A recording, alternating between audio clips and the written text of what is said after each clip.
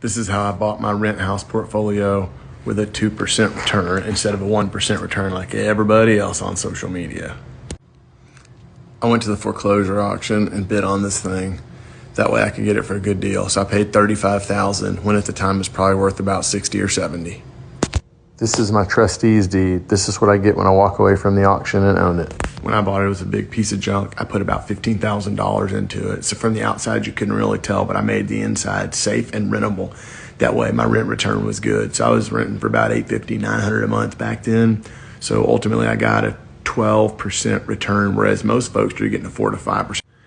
And I ended up holding this thing for 3 or 4 years, making some good income. But when the market started to get better, I realized I could sell it for about 120, 140,000 range, which was obviously $100,000 more than I got into it. And since I'd owned it for several years, I had collected all of my original investment in rent. So at this point, I'm in it for zero.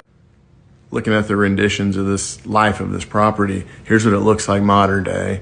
Then the next picture is here's what it looks like when I purchased it. Then if you look back before then, it was in pretty crummy condition. So at the end of the day, I did a service. I brought a nice, oh, look at that. I brought a property back to the rent rolls. Eventually I sold it to someone else who made it completely brand new and helped clean up some neighborhoods, made a little bit of money. But I got sick of those and started doing industrial properties, which is how I changed my business model. You want more about that? Follow me.